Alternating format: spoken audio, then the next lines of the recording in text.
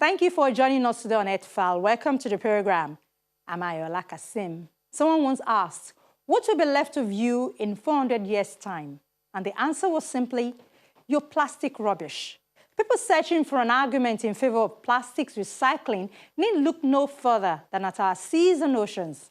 Vast areas of waste are floating around in them and are so big that they can even be seen from space. This problem, however, can only be resolved here on Earth with more responsible consumer behavior and systemic plastics recycling. A quick glance at the amount of waste we produce every day also makes it clear just how big this problem is. Plastic can be found in practically every product we use. Moreover, the combination of materials inside the product are getting more and more complicated, and the individual pieces smaller and smaller, making them more difficult to recover, but also making the need for recycling even greater. And many are taking up the challenge. We start today with how some sustainable heroes are doing it in southwest Nigeria. Do stay with us. Oh, light up Ibadan, Alalubosa. Light up Ibadan, Alalubosa is done. 572 bottles upcycled into a 10-feet Christmas tree. Just wanted to add more color to it. After 10.5 hours of work in 2 days, Jumoke Olowokere and her team are on a mission to show a sustainable world without waste. The founder of the African Creative Hub wants a circular world with zero waste, and she's not letting up until she achieves her goal. Most of the places we've done this to, once you come with a plastic bottle, they're like, what are you doing? Why are you littering our environment with plastics? What are they trying to do? Then they keep watching us. That's one thing I like with our work. People will see it at the beginning and they will think you are foolish. And then as you are doing it, just keep doing what you're doing. So what I used to tell people is that just start. Whatever idea comes to you, just start. And the last project we did, when we were working, one person, when it was almost ready and we had lighted it, he was passing, just parked. I didn't know he saw us earlier. He said, oh my God, is this what you guys wanted to do? And I'm like, what happened? He said, I saw you when you were starting. I was wondering what you were doing, all the plastic waste that you were just throwing at our gate. But now this is what you came up with. Please let me have your number. Wow, this is brilliant. That is the reaction. You don't need to talk too much. Just show. And that's why we focus on learning by doing. We don't talk too much. We just come, give us a space. We'll just come and take over. Her African Creative Hub creates and innovates new ways to reuse plastics, tires, papers, bamboo, fabrics, and other waste into functional interior and exterior products that are durable and cheaper. And we believe that if you know what to do with your waste, for example, you won't throw it away. Because if you don't know what to do, if you think your waste is waste, that is when you finish using it and then you throw it away. So you buy a bottle of drink, you buy a bottle of water, and you finish drinking it, and you think that that bottle of water is done with, then you throw it away. But where is the way? Have we ever sat down to ask ourselves, when you throw it away, where is it going to? Let's look at the life cycle of that waste. You know, when you have a cartoon-like thing, and then you take the waste, you throw it away, and then into the dustbin, what happens to it? Is it going to stay there forever? Each of the bottles that you see here is not going to biodegrade for the next 450 years. So it means that if we don't start taking that conscious effort, that what happens to what I throw away, if we don't start thinking about it now, then we are creating a world whereby our children will not even have any floor to walk on. Because imagine if you use 20 bottles, how many bottles do you use in a month in your house? Let's start from there. How many bottles do you use in a week? And what do you do with those bottles? Do you recycle them? Do you reduce? When you have the option of taking a single-use plastic, or you have the option of taking reusable-use plastic, which one do you pick? So those are the questions we need to start asking ourselves. Since starting the hub, Jumoke has been involved in over 60 schools projects. Teaching more than 2,500 teachers, she has also reached 67 communities with 965 families impacted. How can we make impact in our community? How can we make this not do something? Adejoke Lasisi, the founder and creative director at Planet 3R, is one of those who call Jumoke a mentor. Adejoke's Planet 3R is a social enterprise dedicated to converting plastic and textile waste into eco-friendly products through weaving.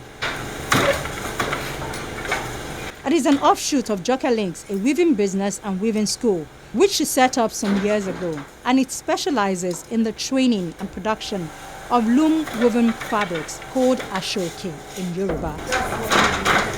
Planet 3R converts textile and plastic waste into affordable, eco-friendly products for low and middle-income earners. Adejoke says the fascinating nature of recycled products creates a huge brand appeal, which makes people within the target market always want products made from recycled materials. The organization is solving the issue of textile and plastic waste. I went to volunteer for a program in Ghana last year, January to February.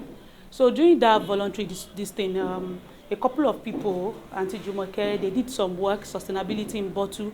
So I was like, okay, everybody just do things in bottle, these things. We have this problem, especially in my community, we have this problem of waste, you know.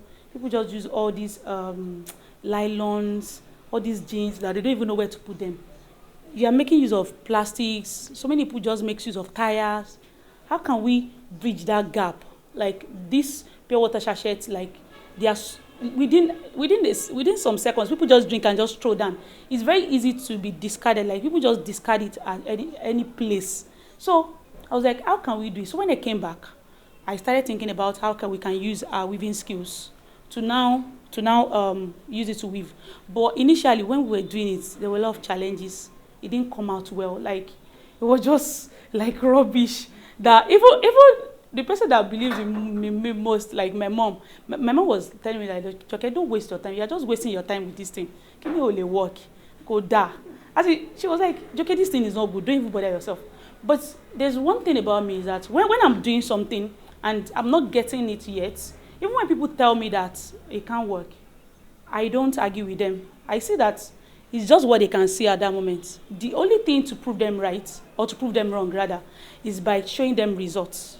So we started working on it, you know, like, okay, how can we make this thing better? So eventually, when it was now very good and it was very nice, you know, when she came, she was like, yes, this is it. Like, do you know that she was not the one advocating for me that don't throw that lalo away, you know, Joke, we use it to weave. You know, that's just the way, like, we don't need to, like, with our right attitude and the results, like people that don't believe in what we do before would definitely believe in it. Adejoke, who recently won the African Green Grant Award and was also nominated as one of the 5 youth innovators in Nigeria by the Federal Ministry of Youth and Sports Development, introduced a system where people can collect waste and bring them to the organization's collection centers. The waste, old clothes and used plastic, especially pure water sachet, after collection, are washed and treated thoroughly and creatively shredded into yarns, after which they are woven into fabrics. The fabricated wastes are then converted into finished products. These finished products are fashion wares, home decors, shopping bags, accessories, wall arts, and many more. For instance, now this pair of knockabouts, we make use of at least 40 pure water sachets on an average to make this pair. Please, can you give me the pure water nylon, please? Okay, so like we make like about on an average 40 of this. Instead of this to end up on the landfill, so it end up like we make it to make use of this. So for this purse now, as you can see, we make use about 60 pure water sachets to make this one.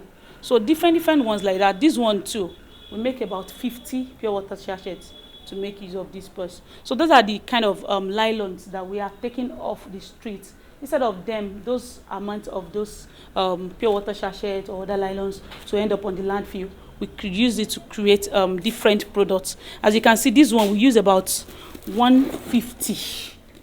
Yes, on average to make this. Yes. And the school bag? The school bag, we make about 180 for that. About 180. 180. The laptop bag? The laptop bag, that one isn't much. It's not as much as this. We use about 120 of this. My name is Oyelaun Deborah Ifeoluwa, and actually I've been here since 2017. I came to learn how to weave ashoke. But after I finished my ND at Polytechnic Ibadan, I studied Science Laboratory Tech. I was looking for a place where I can do my IT. So I am a kind of someone that likes entrepreneurship. So I said I'm coming back to my boss to learn how to weave ashoke. But when on getting here January, I saw another thing entirely. Like I was so amazed because as a science student, this is actually good for me because these nylon and plastic, they can't decay. So I was like, this is actually a process of recycling, and this will help me. This will actually help me. That's when I said, I'm going to do my IT here. Working with Planet 3R is helping Deborah to achieve her dream of being an entrepreneur while helping the planet. When I came here, I was taught how to cut the nylon. So actually, I first found it absurd that what is this kind of thing? How did they cut this thing? But when they started cutting it, like when you see how long the thing is, you will be like, how did they cut it? But when they taught me how to cut it, I was able to cut it. When we want to cut bags, and I was able to cut it because there is template for everything we do here. Since 1950, close to half of all plastic has ended up in landfill or dumped in the wild, and only 9% of used plastic has been adequately recycled. These wastes are not actually waste because every single one of these things are wealth. They can be recycled, they can be upcycled, they can be turned to something else, and you add more value and you get more value from them. So if we learn it, it will be in our conscious decision, in our daily decision. And so it means that, for example, if I'm supposed to use 5 bottles today now, I may end up using 1.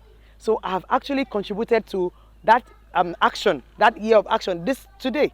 So if every day of my life, normally I use 5 bottles of single-use plastic, but I've been able to reduce it to 4, reduce it to 2, or even stop using it altogether. That's where it starts from. You're going to the shopping mall, and then you go and you come back with 20 or 50 nylons, and then you come back and you don't reuse, and then you take all the nylon and you put them back into the dustbin. Do you know how many water and how many labor has gone into producing that single nylon that you just threw away for single use? And each of these nylon, if you recycle them, you can actually make better value and turn them into better value. So we have to start thinking, because we are just having this waste mentality whereby we just keep wasting everything. You just keep wasting everything. But if we all start thinking that conscious thought around what we dispose of, let's stop this mentality of just dispose, consumer. We just eat it and dispose. No, it's not safe for our world. Every year, it is estimated that 4 to 12 million metric tons of plastic waste ends up in the oceans. How plastic waste is processed remains extremely variable from country to country, and recycling remains considerably underused. On the one hand, developed economies with regulations that encourage it have recycling rates around 30%. On the other hand, developing economies with a minimal industrial base have recycling rates close to 0%. And yet, recycling is the best solution for processing plastic waste because it limits environmental impact and generates significant socio-economic gains. However, at every stage of the plastic life cycle, there remains a large number of impediments to the development of recycling. No, plastic pollution is not just about the seas, because sometimes when you talk of the sea, people think it's far off. It is about our health. All these cancers that we are talking about, which has become an epidemic in our society, partly it is plastic pollution. So it affects you as an individual. It's not just the seas. Yes, eventually what is in the seas will affect you in what we eat, what we drink, but the cancers that our people are suffering, we can reduce that by taking a strong stand on plastics. There are many solutions. One, you should provide people with alternatives. And the companies that are now producing plastics can use biodegradable products. Instead of having a plastic bag, you can have a paper bag at the supermarket.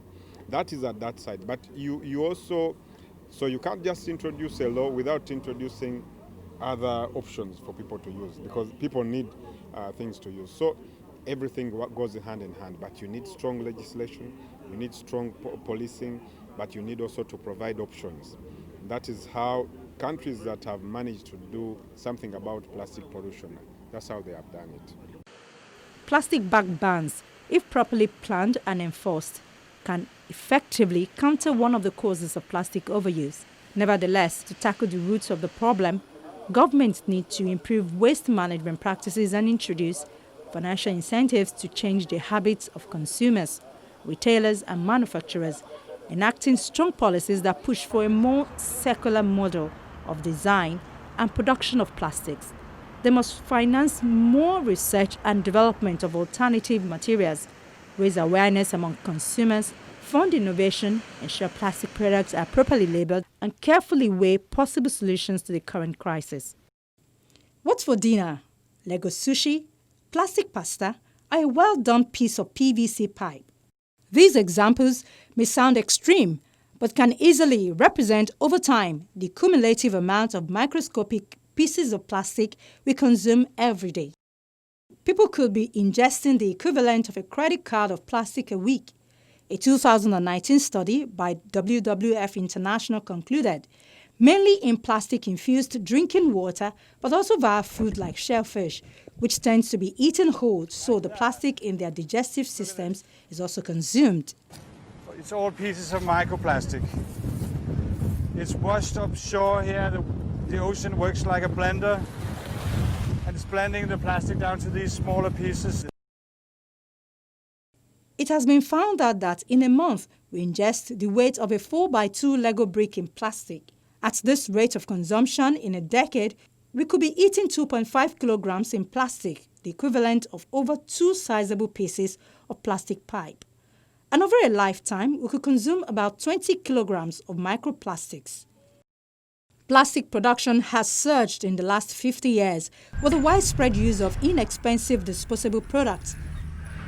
As plastic is not biodegradable, but only breaks down into smaller pieces, it ultimately ends up everywhere, cluttering beaches and choking marine wildlife, as well as in the food chain. At the moment, most of the research that's been done on microplastics is focusing on things that are larger than maybe 20 microns in size. Now that's smaller than a human hair, but we know that there's increasingly large numbers of smaller particles, these nanoparticles, that may be more harmful to us, but are very hard to detect and very hard to monitor. And we don't know whether they may be having toxic effects on us now or maybe sometime in the future.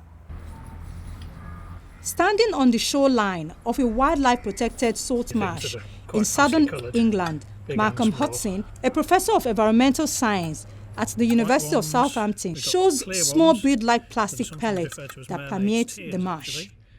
We've got blue ones. Actually absorb them, so it could pass into our blood or lymphatic system and end up in our organs.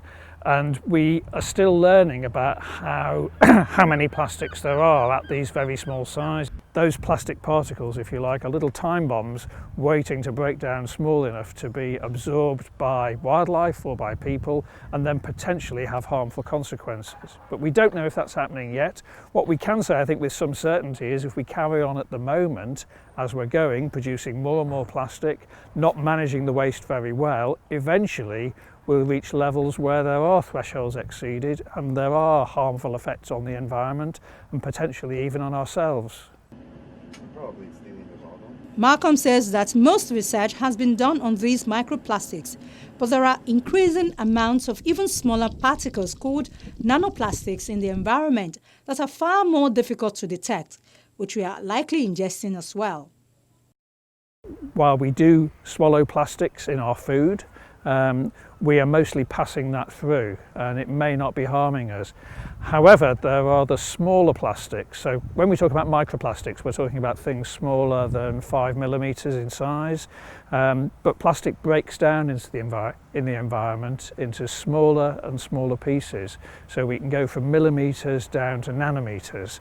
And when we're down at the nanometer scale, we're talking about nanoparticles here, it is possible that they could be absorbed by our digestive systems and end up in our bodies.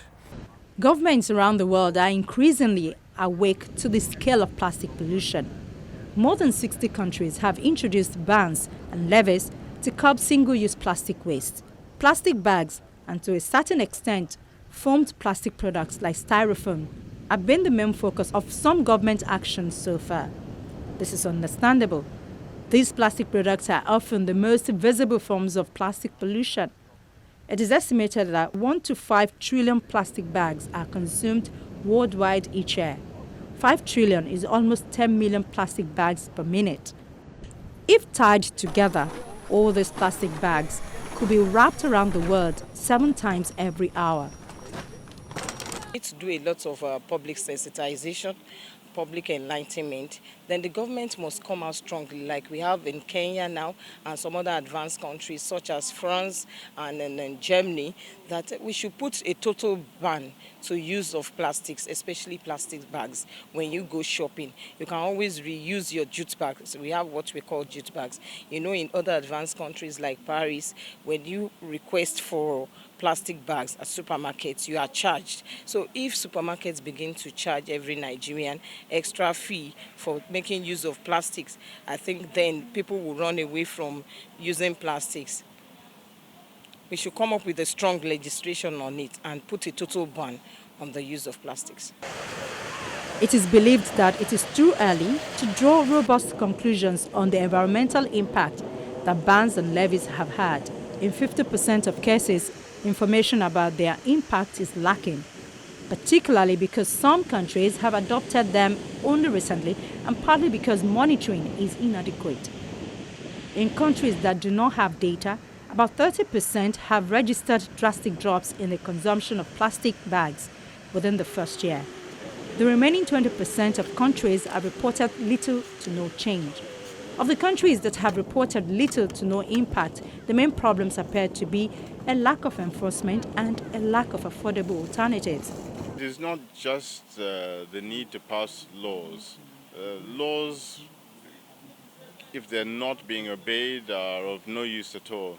So the government has recognized that in a way, and setting up recycling centers is one way to progress the argument. Also, getting alternative materials in use. So, you know, there's a lot of industries making money from producing this plastic, and they have to be given time also to stop that production and move into other less damaging productions. So there has to be a balance. The lack of affordable alternative has led to cases of smuggling and the rise of black markets for plastic bags or to the use of thicker plastic bags that are not covered by the bans. This has increased environmental problems in some cases. I think we all should take up the role. When we start from our different homes, then we can take it to our immediate community, to our environment, to your places of work, then the government can take it over. It shouldn't be from the government down. It should be from every individual. I'll make sure that I take proper care of my waste, especially my plastics, to try as much as possible to reuse my plastic, put them in the proper perspective, like the PET bottles that were used today to drink water. You can put your peanuts in them, you can put your sweets in them, you can put your candies in them. You could use that even as a piggy bank for them to store their money. There are different ways, so many genuine ways of reusing your plastic materials without them necessarily going down the drain and blocking your drainages and your canals. I think the primary role should be that of government to set the right regulation and incentive, because it becomes almost impossible to not use plastics because of the incentive that government is giving. There is no tax on plastic, there is no ban on some of the dangerous plastics, so they are available everywhere. So that's where it starts, with the right regulation and good enforcement of those regulations. Then secondly, each of us as an individual have a personal responsibility to change our behavior. Like they said, to not use plastics where we can use other things. When we have to use plastic, to use the kind of plastic that we can reuse, and to recycle plastic when we use them. The oceans are so vast and deep that until fairly recently, it was widely assumed that no matter how much trash and chemicals humans dumped into them, the effect would be negligible. Proponents of dumping in the oceans even had a catchphrase: the solution to pollution is dilution.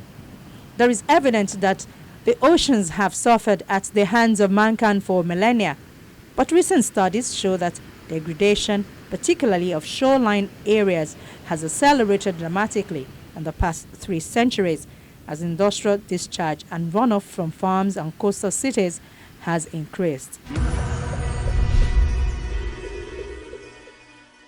Plastic is one of the world's most used materials, technically sophisticated, lightweight, and cheap. Plastic suits a broad spectrum of uses. The problem with plastic lies not in how it is used, which is generally harmless, but in end-of-life management of products made from it. By taking steps to promote recycling, manufacturers of plastic products, regulators, waste managers, and consumers can all exert significant influence on the development of the recycling sector. That's our program for the week. Thank you for watching. I'm Ayola Kasim, wishing you a very Merry Christmas if you're celebrating. If not, I hope you experience the joy of the season. We'll see you next week.